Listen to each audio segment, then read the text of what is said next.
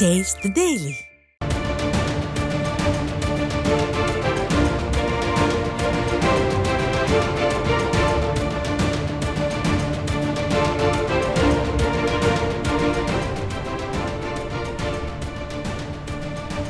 அண்ணா பல்கலைக்கழக மாணவி பாலியல் வன்கொடுமை வழக்கில் கைதான திமுக பிரமுகர் ஞானசேகரனுக்கு வலிப்பு ஏற்பட்டதாக ஸ்டான்லி மருத்துவமனையில் அனுமதிக்கப்பட்டுள்ள நிலையில் ஞானசேகரனுக்கு உண்மையில் வலிப்பு ஏற்பட்டதா அல்லது விசாரணையை தாமதப்படுத்த நாடகமா என மாணவர்களும் பொதுமக்களும் கேள்வி எழுப்பியுள்ளனர்.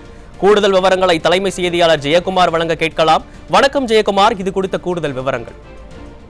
வணக்கம் சுரேஷ். அண்ணா பல்கலைக்கழகத்தில் 2ஆம் ஆண்டு பொறியியல் படிக்கக்கூடிய மாணவி பாலியல் துன்புறுத்தலுக்கும் பாலியல் அத்துமீறலுக்கும் ஈடுபட்ட சம்பவத்தில் திமுக நிர்வாகி ஞானசேகரன் கைது செய்யப்பட்டிருக்கிறார். ஞானசேகரனுடைய கைதை தொடர்ந்து 7 நாள் போலீஸ் காவலில் சிறப்பு விசாரணைக்குழு அதிகாரிகள் காவலில் எடுத்து விசாரித்த முதல் நாள் இரவே அவருக்கு வலிப்பு ஏற்பட்டதாக கூறப்படுகிறது. வலிப்பு ஏற்பட்டது உண்மையிலேயே வலிப்பு ஏற்பட்டிருக்கிறதா அல்லது விசாரணையை திசை திருப்ப விசாரணையிலிருந்து தப்பிக்க போலீஸ் காவலில் சிறப்பு குழு அதிகாரிகளுக்கு ஒத்துழைப்பு மறுப்பதற்காக இப்படிப்பட்ட நாடகம் அரங்கேறி இருக்கிறதா என்பது குறித்து அண்ணா பல்கலைக்கழக மாணவர்களும் பாலியல் ரீதியாக பாதிக்கப்பட்டிருக்கக்கூடிய அந்த மாணவி மற்றும் பெற்றோர்களும் வேதனை தெரிவித்திருக்கிறார்கள். குறிப்பாக ஞானசேகரன் மேலும் 3 பெண்கள் பாலியல் ரீதியான துன்புறுத்தலுக்கு ஆளாக்கப்பட்டிருக்கிறார். இந்த 3 பேர் யார் என்பது குறித்து ஒரு தீவிர விசாரணை நடத்தப்பட வேண்டும்.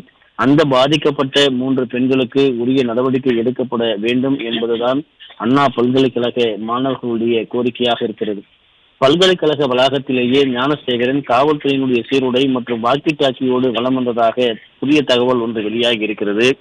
அந்த காவல்துறை சீருடை மற்றும் வாக்கி டாக்கியோடு யார் ஞானசேகரனுக்கு கொடுத்து அனுப்பினார்கள்? அந்த அளவிற்கு ஞானசேகரனுக்கு பின்புலத்தோடு இருக்கிறார் என்றால் தமிழகத்தினுடைய சபாநாயகராக இருக்கக்கூடியவரே தற்போது ஒரு மேடையில் பேசுகிற போது சில தினங்களுக்கு முன்பாக எனது தம்பி ஞானசேகரன் என்று முழங்கி இருக்கிறார்.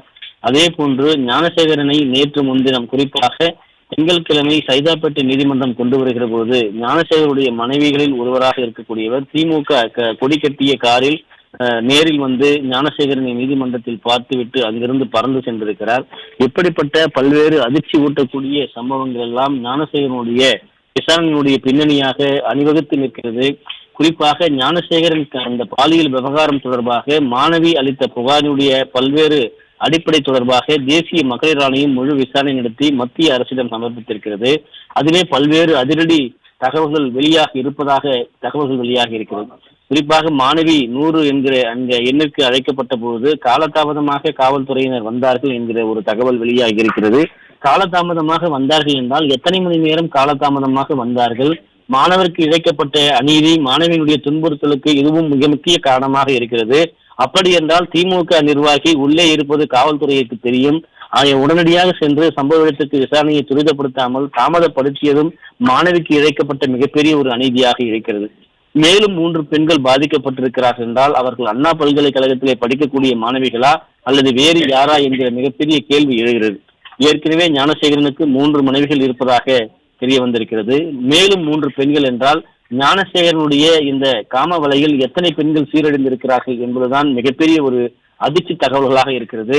ஞானசேகரன் முழுமையாக விசாரணைக்கு உட்படுத்தப்பட வேண்டும். அதே நேரத்தில் தொடர்ச்சியாக ஞானசேகரனுடைய இந்த விசாரணையை பின்புலத்தில் இருக்கக்கூடியவர்கள் யாராக இருந்தாலும் அவர்கள் சட்டத்தின் முன் கொண்டு வந்து தண்டிக்கப்பட வேண்டும் என்பதுதான் பாதிக்கப்பட்டவர்களுடைய பெற்றோர்களும் மாணவருடைய கோரிக்கையாக இருக்கிறது. ஞானசேகரன் தற்போது வலிப்பு ஏற்பட்டதாக கூறப்படுவது நாடகமா அல்லது வழக்கை திசை திருப்பக்கூடிய செயலா அல்லது இந்த விசாரணையிலிருந்து தப்பிப்பதற்கான ஒரு திட்டமா என்பதுதான் சந்தேகமாக இருப்பதாக தெரிவித்திருக்கிறார்கள். குறிப்பாக ஞானசேகரன் விவகாரத்தில் முழுமையான விசாரணை நடத்தப்பட வேண்டும். இந்த 3 பெண் IPS அதிகாரிகள் அடங்கிய சிறப்பு குழு அதே போன்று உயர்நீதிமன்றத்தினுடைய பெண் நீதிபதி தலைமையில கண்காணிக்கப்பட வேண்டும் என்றால் ஞானசேகரனுடைய பின்னணியில் இருக்கக்கூடியவர்கள் ஏற்கனவே பல்வேறு புகைப்படங்கள் குறிப்பாக திமுகவை சேர்ந்த துணை முதலமைச்சர், சுகாதாரத்துறை அமைச்சர், அதே போல் நாடாளுமன்ற உறுப்பினர், துணை மேயர் என பல்வேறு புகைப்படங்களை வெளியாகி அதிர்ச்சி தகவல் வெளியாகி இருக்கக்கூடிய நிலையிலே இந்த ஞானசேகரனுடைய பின்னணியில் யார் இருக்கிறார்கள் என்பதை முழுமையாக சட்டத்தின் கொண்டு வந்து அவருக்கு தண்டனையும் அதே போன்று இவர்களோடு இருக்கக்கூடியவர்களுக்கு தண்டனை பெற்றுத்தர வேண்டும். பாதிக்கப்பட்ட மாணவிகளுக்கு நியாயம் கிடைக்க வேண்டும் என்பதுதான் இந்த முக்கியமாக இந்த அண்ணா பல்கலைக்கழகத்திலே பாலியல் ரீதியான ஒரு துன்புறுத்தலுக்கும் பாலியல் பலாத்காரத்துக்கும் உள்ளான மாணவி மற்றும் பெற்றோர்கள் மாணவர்களுடைய கோரிக்கையாகவும் இருக்கிறது. பல்கலைக்கழகத்திற்கு மிகப்பெரிய ஒரு தலைக்குனிவை இந்த விவகாரம் ஏற்படுத்தி இருக்கிறது. அதாவது திமுக ஆட்சியில், அதாவது 3 வயது சிறுமிகளில் இருந்து 80 வயது மூதாட்டி வரை அவர்களுடைய பாதுகாப்பு இல்லாத ஒரு சூழ்நிலை தான் தமிழகத்திலே நிலவி கொண்டு இருக்கிறது என்பதை நேற்றைய தினம் கூட பார்த்தோம். நேற்று மதியம் வரை 49 பேர் ஒட்டுமொத்தமாக தமிழகத்திலே இந்த பாலியல் ரீதியான துன்புறுத்தலுக்கு ஆளாக்கப்பட்டிருக்கிறார்கள். 32 பேர், அதாவது போக்சோ, அதாவது சிறுமிகளாக இருக்கக்கூடியவர்கள், 18 வயதுக்கு உட்பட்டவர்கள், மாணவிகள், அதே போன்று பல்வேறு நிலைகளிலே இருக்கக்கூடியவர்கள் இந்த பாலியல் ரீதியான துன்புறுத்தலுக்கு ஆளாக்கப்பட்டிருக்கிறார்கள். அதே போன்று 2 மூதாட்டிகள் நகை மற்றும் பாலியல் ரீதியான துன்புறுத்தலுக்கு ஆளாக்கப்பட்டு அவர்கள் 3 பேர் கொடூரமான முறையில் பாலியல் துன்புறுத்தலுக்கு உள்ளாக்கப்பட்டிருக்கிறார்கள். கூட்டு பாலியல் வன்கொடுமையாக 2 பேர் கூட்டு பாலியல் வன்புணர்ச்சிக்கு ஆளாக்கப்பட்டிருக்கிறார்கள். 12 பெண்கள் பாலியல் ரீதியான துன்புறுத்தலுக்கும் பாலியல் ரீதியான சீண்டலுக்கும் ஆளாக்கப்பட்டிருக்கிறார்கள். ஒட்டுமொத்தமாக 2025 நேற்றைய தினம் வரை 21 நாட்களில் 49 பேர் பரிதாபமாக பாதிக்கப்பட்டிருக்கிறார்கள். ஒட்டுமொத்த தமிழகத்திற்கே தலைக்குனிவை ஏற்படுத்தி இருக்கிறது.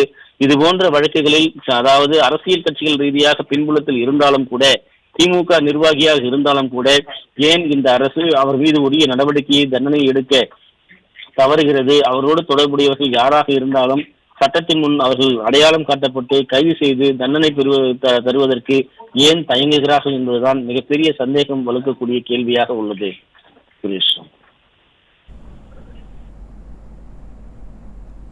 விவரங்களை வழங்கியமைக்கு நன்றி ஜெயக்குமார்.